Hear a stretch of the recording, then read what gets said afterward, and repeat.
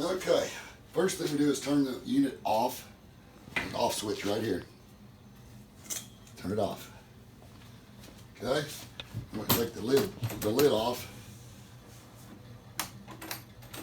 And if you leave it right here, it's like a table. Now, what I'm going to do here is turn the gas valve off, the gas supply. Okay, now we use the 3mm wrench to take this off, and it's got an O-ring underneath it, and that will allow this whole unit to swing out of the way when we get it loose. These 10mm bolts, or 6 of them, they come off, wires come off, this manifold comes off, and this whole unit gets out of the way. We can see the combustion chamber. Okay, stop. Okay, it's off, gas valve's off, spark plug wire off, out of the way, ground wire off, out of the way. I think these can stay plugged in, but we'll see. First thing we're going to do is take this off, the gas valve, or gas manifold. 2 screws are shorter than the others. It's got a little O-ring underneath it to seal it, so you don't have to get super tight when you put it back together. 2.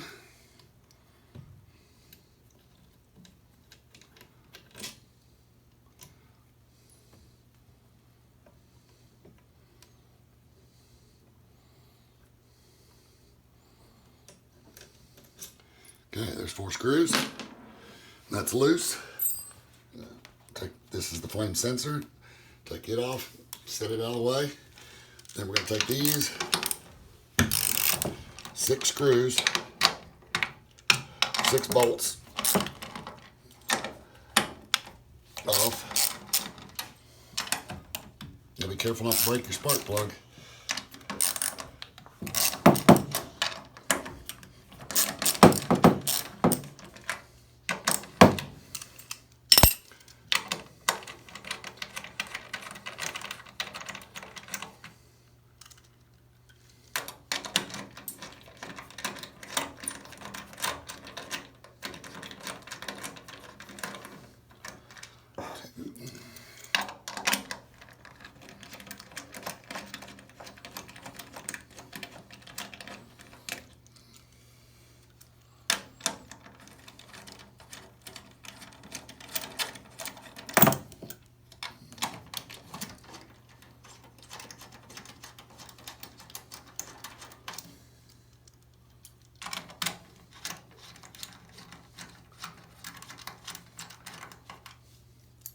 Six nuts. Now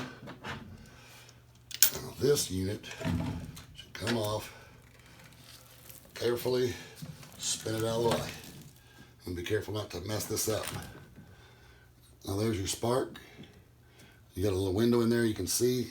This is your flame sensor. If it's underwater, it won't work. This has been underwater before. Now, if you look in there, you'll see all that soot I was talking about on the bottom. There's a lot of soot in there.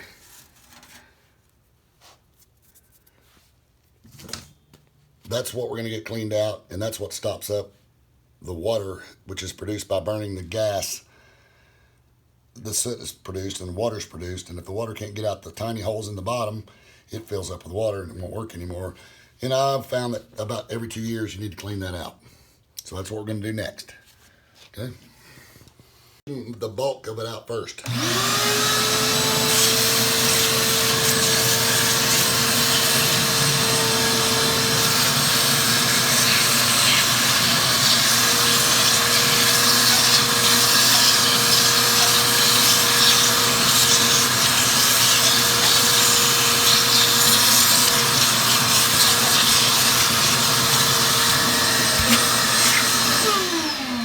That's got most of the soot out.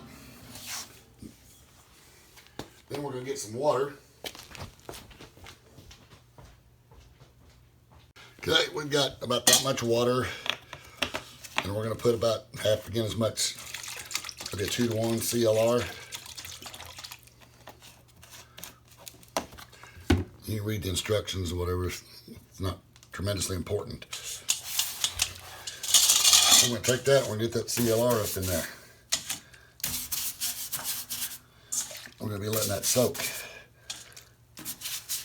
You'll be careful on the very back. It's got a ceramic plate. You don't want to damage that. They are available, I think. It's some kind of ceramic fiber that can take the heat. It's like the re-entry shield on the shuttle, I guess. Maybe there's some used parts on that available.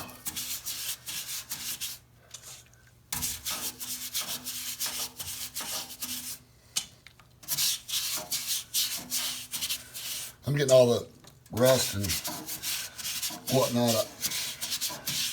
Just surface rust on the stainless. It's made out of stainless, so it's not going to be too rusty. But stainless, that doesn't mean it doesn't rust. It means it stains less, not stain proof.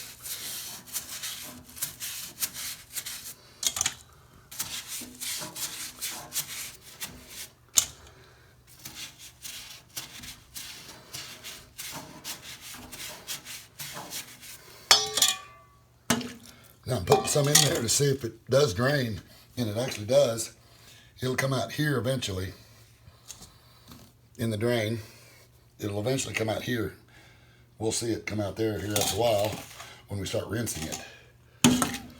But it's looking like it's doing real good. Now what I like to do is to let that sit for a while, and then I'll get clear water, rinse it, and then there it is coming out the drain. So the drain's working really good. But this will help clear out the small holes, okay? Back here, it's looking pretty good in there. Now I'm gonna go get some clear water, and I'm gonna rinse it, and then I'm gonna suck it out with a vacuum cleaner. Now, we got clear water. All I'm trying to do now is just rinse it. Just to get it rinsed.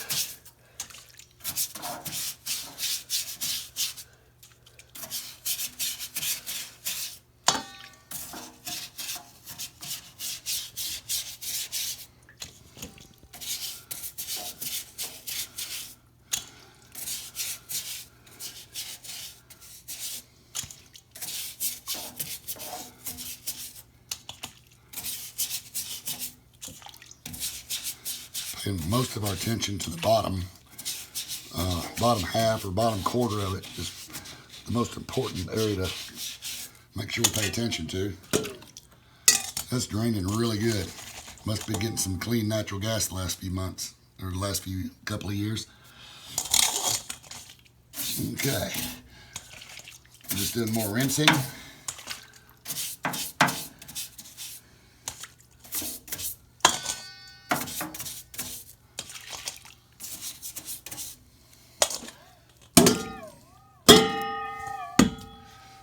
Okay, got it well rinsed. Now, I'll hit the vacuum again.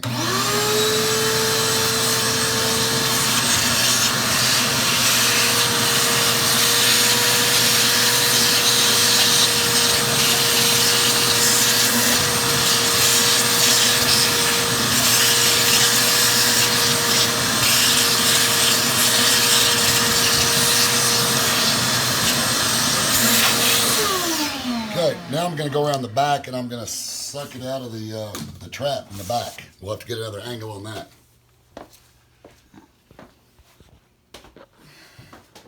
If you're right here, it's probably the best angle.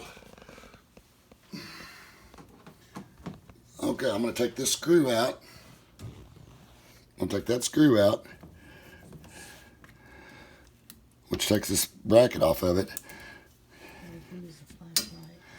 And then this will come off, and that's the drain, and that drains all the stuff. So if you'll turn that vacuum on for me, I'm going to suck it right out of there.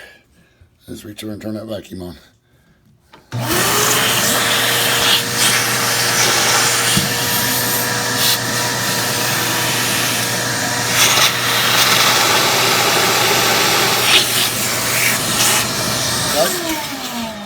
Okay, now what that did is it cleared our trap pretty good. Now we will hook this back up, put that screw in there, and then we'll have to put everything back together and we're good to go. That's what the cleaning process is all about for this thing. if you ever want to look at it, you can just look in this little hole right here, see if it's flowing good. Okay, now we're going to put it back together.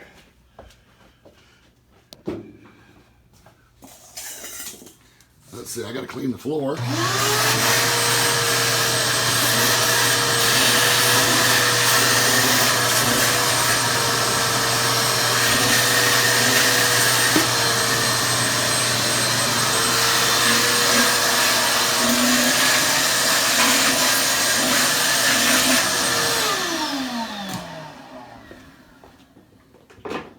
Okay, let's get everything nice and dry.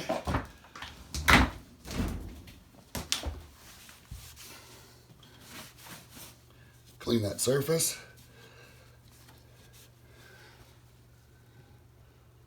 Feel your O-ring. If you'll take a picture this way, just make sure to look at this O-ring and make sure it looks in good shape. Feel that O-ring, make sure that's in good shape.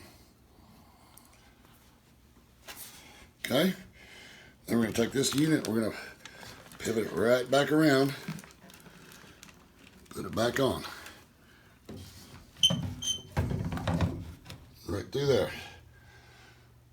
Get a couple of nuts on it to start it and to hold it in place.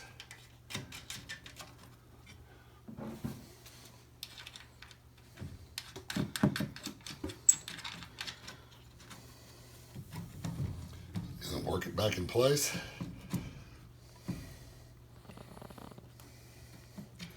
Make sure it gets centered up. Then we want to start these screws, making sure that O-ring doesn't go anywhere.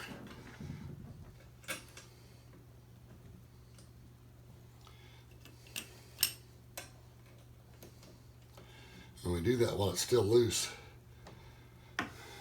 so that we can align these screws really nice. We don't tighten them up yet. Let's get them all started. And you got to make sure that O-ring stays in there. You're going to have a gas leak, but it probably won't be hard to smell.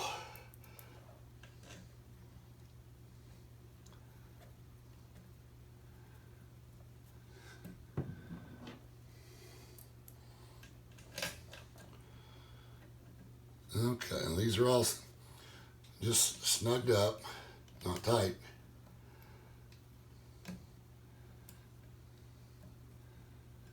And make sure it's everything solid. Put the rest of these bolts in, these nuts.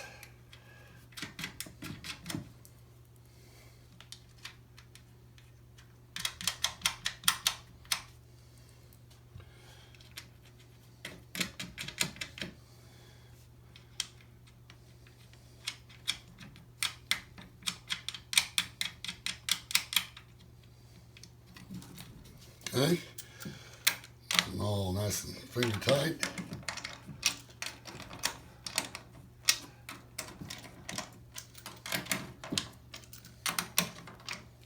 Then we'll tighten them up.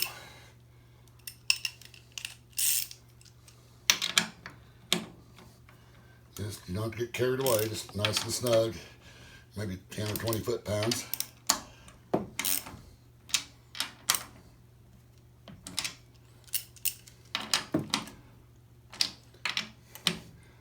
Now this boiler's on its 10th year, and it's looking sweet. Let's get your spark plug wire back on, your ground wire back on. Then you've got your flame sensor, goes back on. Make sure you're out of the way of everything when the cover goes back on. Okay, now we finally get the final snug on these.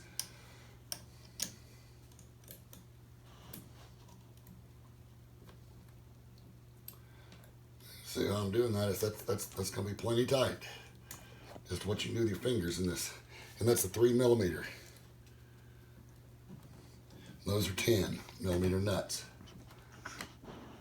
So that's plenty good. Don't want to get overboard. Now we're going to turn this back on. Gas valve back on. Turn this back on. Goes through its purge and start up. We should be good to go for another 2 years. See if it's calling for heat anywhere. If it's not, I'm going to go turn on a thermostat so it'll, well, it's going to use the solar, so it's not going to come on now because it needs, it's the solar tank's at 135, so it's going to use that up before it'll use this boiler. But trust me, the boiler's good to go. Okay, we're done.